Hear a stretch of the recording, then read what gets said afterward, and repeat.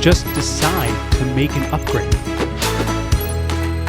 Welcome back to another episode of the Upgrade My Classroom podcast. My name is Kevin McKellar, the host, and this is the show where we teach proactive mental health and personal development strategies for teens, so teachers and education professionals can come, listen to the show, learn some things, and go back and upgrade their classroom and literally make a difference in their students' lives from a social aspect and emotional aspect, teach how to make better decisions.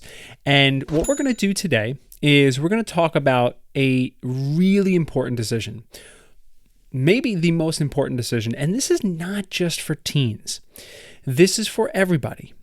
And the decision that we're going to talk about, where if we can teach students to really comprehend and realize, number one, that they have a choice in the first place, is the fact that they can change the meaning that they associate to certain circumstances in their lives.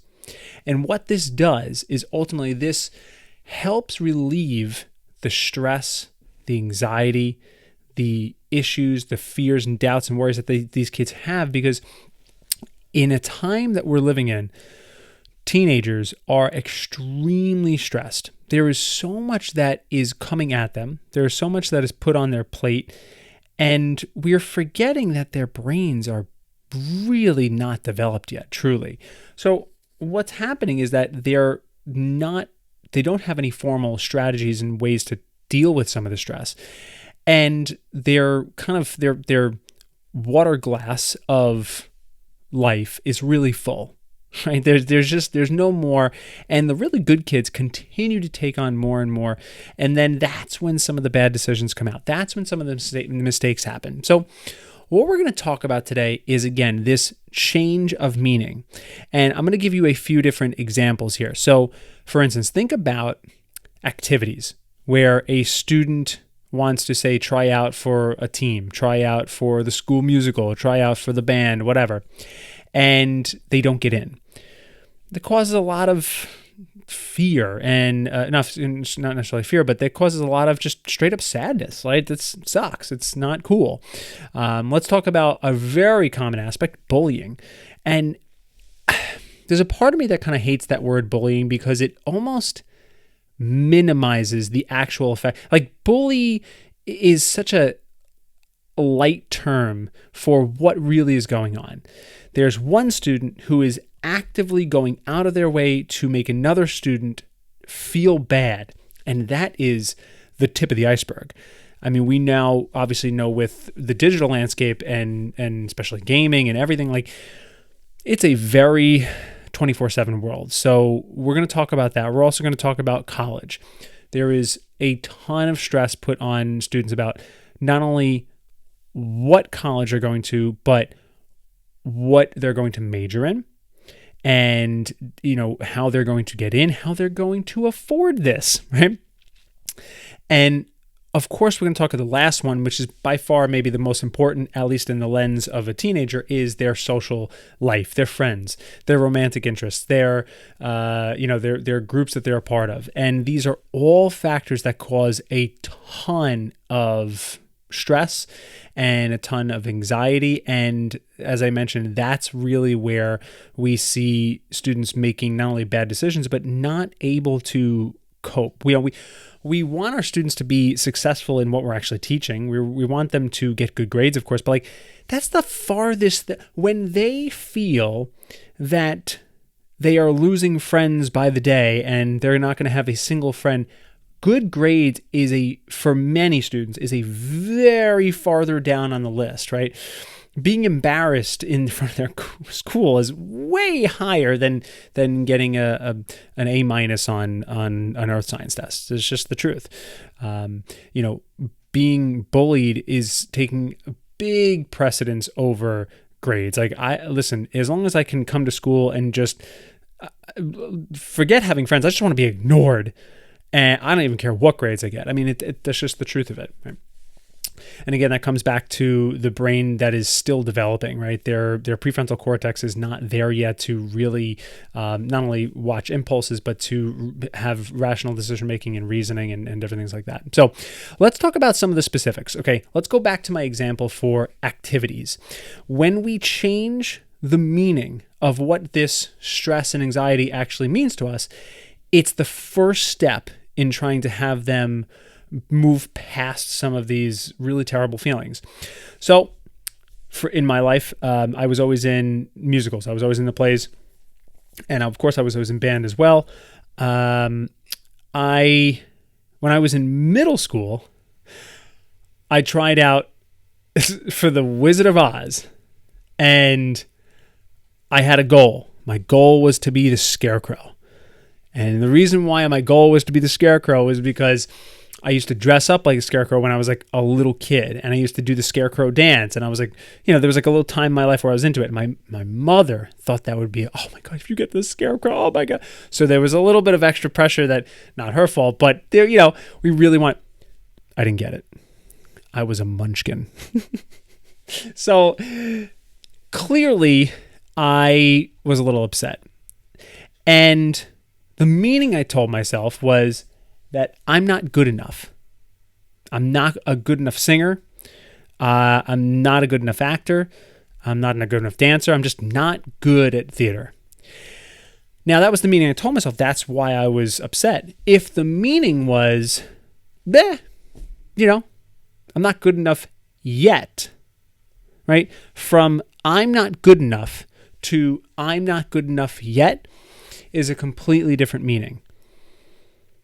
Now, I say this, and some of you who are listening who are actively working with kids in whatever facet, that, that makes sense to an adult, but to a child, it's a lot harder to say that and have them actually understand it and embody it, because that thing, making the varsity team, getting asked to the prom, the being part of the musical, whatever it is, that was so hugely important, if not everything to them in that moment of their life. So just to say change the meaning is very difficult. So what we're going to do is at the end of these 3 or 4 examples, we're going to give you some practical tips of actually how to implement this with your kids. So that's example number 1 with, say, some type of after-school activity. Number 2, college, right? So when we talk about college, we talk about the pressure that it is to not only get accepted, but to get accepted to the right school. Right? Because my mom and dad went to that school, and, they always talk to, that's where they met. They talked about the alma mater, that like, it's like this thing, this big, so there's that situation. And then there's just the situation where a student goes to visit a school and they don't necessarily like to admit it, but they just love the dorms. Oh my God, the dorms are amazing, and I really got to go. And like, they don't even realize that there's like 15 bajillion other colleges that have really cool dorms, maybe even some that are even better. Whatever the situation, that they've put this box and they've told themselves, if I don't get into this college, my life is over, right? So ultimately, going from and changing the meaning, going from my life is over to my life is just beginning, huge change.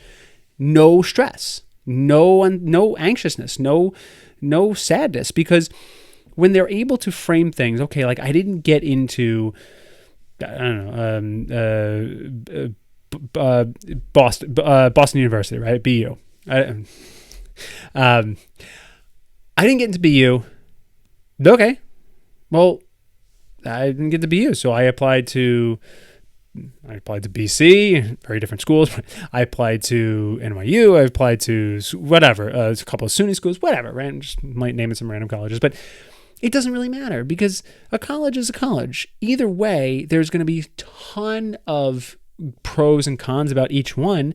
The problem is that students are not necessarily aware of all those pros and cons. So they put themselves in this little box that says, okay, this is why I love this school, and no other school has that, or no other school can give me this, which is ultimately, at the end of the day, we all know, a piece of paper.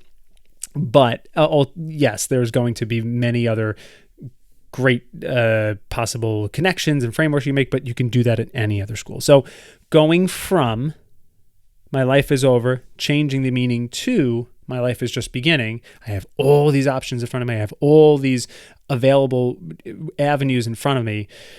And I should be excited about that. also, I could be excited about going to somewhere that I really don't know so much about because I was just so focused on BU. That might be really cool too. So that's another example. Let's go to bullying.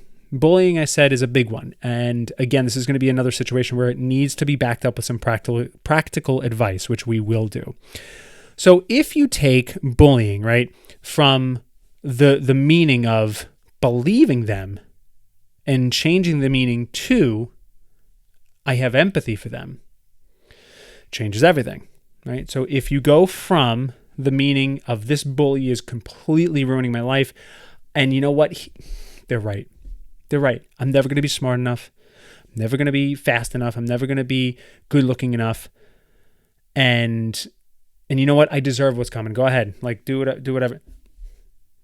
That's going to be stress and depression is going to be the scratching of the surface of what that student is feeling. So we have to help them change the meaning to I have empathy for them. If this person is so broken in their own lives where they are going out of their way to make you feel bad and make you feel like you are not worthy as a human being, that is so their problem.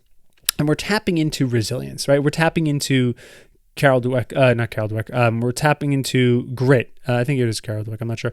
We're tapping into these type of resilient factors that I think we can only do so much as education professionals and as teachers, because this really starts from day one in the home. And yes, you can aid that and you can support that, but there is only so much you can do when you want to reshape a student's resiliency. And you can show them examples, which again, we'll go into some practical advice, but you have to show them the meaning that it is their problem, right? And again, it's very easy for me to say that, and I'm not being picked on all day.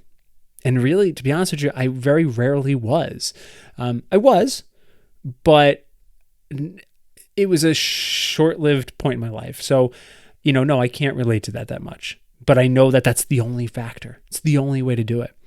The final thing is friends, right? So if we are thinking about friends, our social circles, our love interests, when you're in high school, again, if you go from shallow acquaintances, right, to deep connections, it really does change everything, because then we're not worried about trying to be the most popular person or being at least liked by everybody.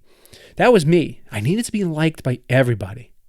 And what's crazy is that I had such an ego where if someone didn't like me, I thought they were stupid. I thought they were dumb. I was like, yeah, whatever. They're dumb. They don't know what to do. That's really pathetic, but that's the truth.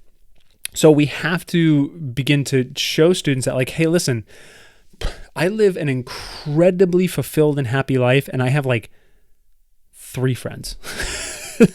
That's right. That's most of our adults out there. We have very few friends because that's what happens. You hang on to those deeper relationships, and they go deeper as time, and then the other ones that aren't as deep start to fall off, and that's life.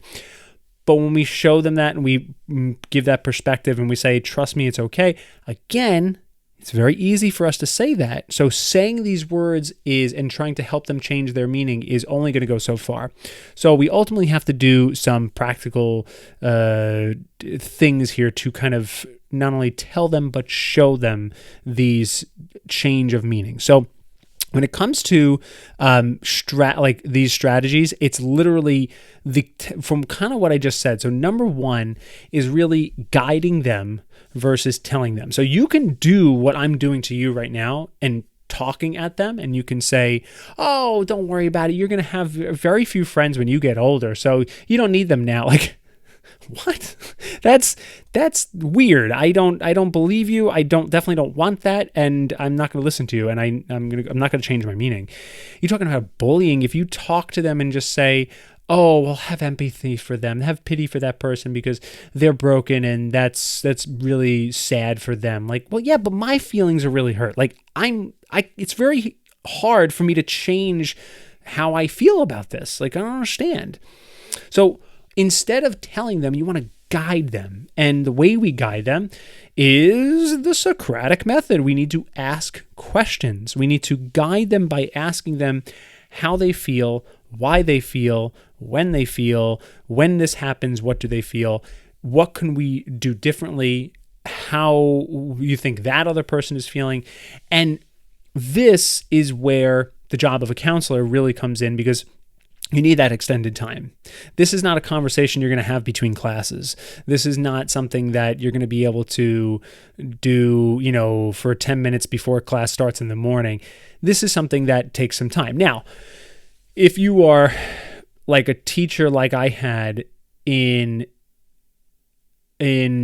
my high school career, there was this guy, he was an English teacher, and he was actually the drama director. And, the one thing I got to give this guy so much credit for was he would almost expect for kind of like halfway through my sophomore year and my entire junior year, for me, because my locker was like basically right by his classroom, for me to go to my locker at the end of the day and come in and just BS with the guy, because we'd always be talking about the shows and theater and all that stuff, but just to also just hang out and just talk shop and just whatever. And, developing a relationship with a student is priceless.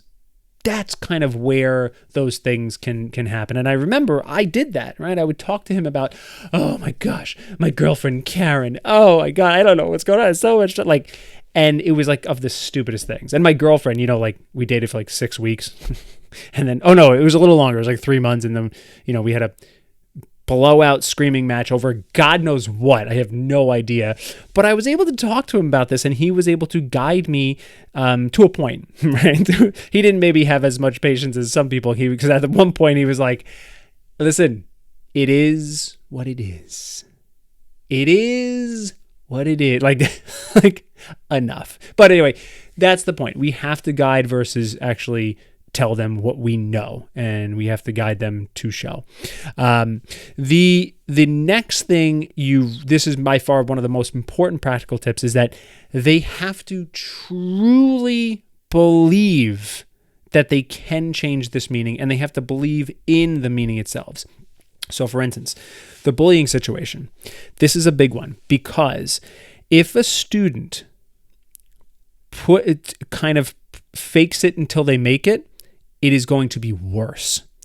So if you tell a student, change the meaning, have empathy for them and pity for them and feel bad for them, and they don't really feel that, but they're going to try to put on that mask and do that show, what's going to happen is the next time they run into that bully, they're going to go up and their words are going to say, You're broken inside, and I have pity for you, and I feel bad for you because you're just really hurting, and I really wish you luck. You can even hear it in my voice. The bully knows that other than the 7% of the communication of the words, the other 93% of that communication that person is showing is that I'm trying everything, I'm desperate, and you're really hurting me still, right? And they will sniff that real quick. And in a way, it'll make it even worse because they'll be like, oh yeah, oh sure. Like they'll know. So before a student begins to make that change, they have to believe it. And with a bully, it's one of those things where you have to try your hardest to work with them as fast as possible, because it's going to be hard to avoid that person. But the more, I think, again, going back and leaning on the practical tip number one, which is trying to guide them and show them, the more examples you can show of your own life, if you were bullied or you knew a bully, and not necessarily putting it into their perspective and removing them from their situation, will help speed that process along, because they'll be able to make those analogies and those connections to someone else. And that ultimately for human beings is a lot stronger than saying, well, do this because this person and you they have all the context. It's not as strong. So Unfortunately, again, kind of practical tip number 3, if it's hopefully a little bit less serious of an issue when it comes to, say, maybe a friend that's giving them a hard time, or a social issue, or maybe it's, the college situation. Practical tip number 3, they have to understand it takes time. To be able to change somebody's meaning and that they associate with something that stresses them, it takes time, because they're 14, 15, 16, 17 years old. They've lived a little bit of life already. And the life they've lived is actually pretty, for the most part, pretty sheltered, right? They've probably lived in one town, maybe two. They have, their family, and they have their way of life. They've maybe gone on some vacations or something to see different parts of the world. But ultimately, they are very